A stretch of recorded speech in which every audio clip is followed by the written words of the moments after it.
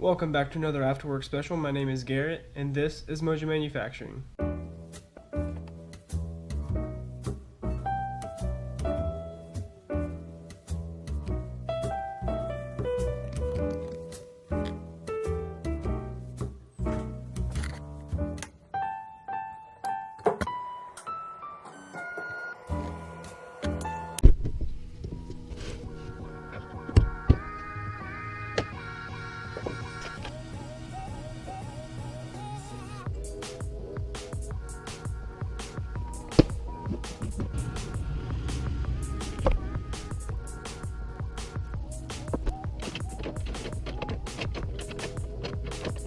So here we are right here. That little knob right there, that's what this thing goes onto. And it hooks onto there and pulls that and pushes it like a lever and pulls this whole thing into gear, out of gear, neutral, whatever. So basically the pivot point for this thing is back in there. So this pushes and pulls. So we want to move that little knob right there closer to the pivot point basically, and that'll shorten things up. So that's what we're going to do. And by the end of it, this is what I came up with. So there's going to be a bottom piece. That piece that you saw with the little nub sticking on the top of it, there's basically going to be a bottom piece where there's going to be threads in it. These, I'm going to make them M6. So there's going to be 3 bolts on the bottom, and then this piece is the top piece, and it's going to have the nub sticking out. You know what? I'm just going to design this up, and then I'll show you. Then I'll 3D print it, test it out on the car with a 3D print, and then we'll go from there. So this is what I came up with after I got the hard drawing down. So let me get this thing around here, right? So this is where it's going to point in the car. So this top point right here, that's going to go towards basically the cabin of the car. And this thing is just going to act as one giant clamp. So it's going to clamp down on that one piece that holds the current ball stud. So the current ball stud goes right here. And we're moving this one a little bit closer to act as just moving it towards the lever point so we can get a shorter throw on the shifter essentially.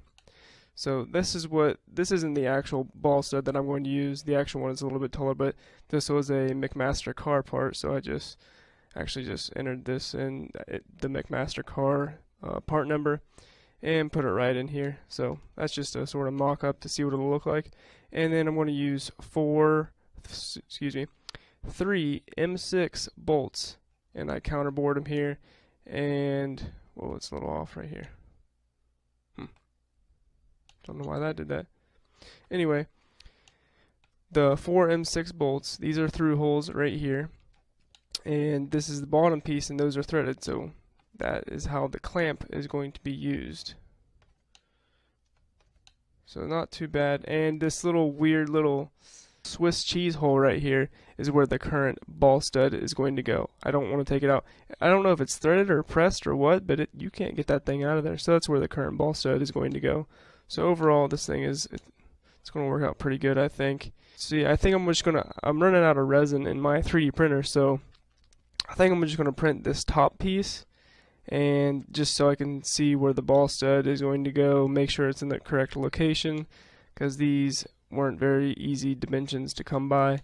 So this top piece is what I'm going to print, and then we'll check it out after that. So my 3D printer didn't end up working out very well.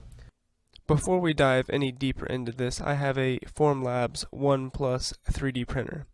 And this thing prints basically upside down. So the build platform is at the top, and it prints upside down, and it is basically dunked into the basically pool of resin, and it cures it by sending a like a laser light, so that the laser is what cures the resin to make the actual solid piece.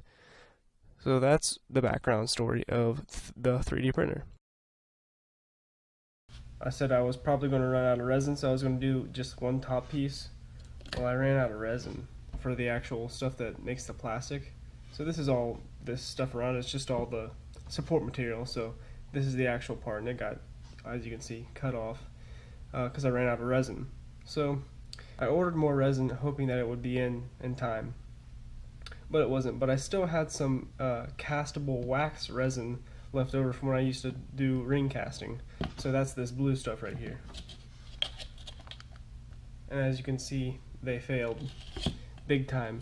I don't know what it was. If this, I mean, I had no problems when I would 3D print the rings. I had no problem. I mean, I never had any problem printing them out. But this, I don't know if the whole part was just it's too big and bulky for the material, but it did not like it. I mean, here it is. It just sort of, I mean, this is how it came off the printer after it was done. So as you can see, the part is sort of started over here, but that's it. And I messed around with the settings 2 or 3 different times. I only have 2 of these here, but I tried this 4 different times with the castable resin. And it just didn't work out. So I mean, that really sucks. And I really wanted to have this done for Sunday's video today, but I guess it didn't end up that way, but that's how it goes. I did get one thing done, and hopefully this whole thing will be okay, but check this out. So I got the fixturing done of how I want to do this thing. Of course, this is all theoretically speaking, just because I don't know if this design is actually going to work yet.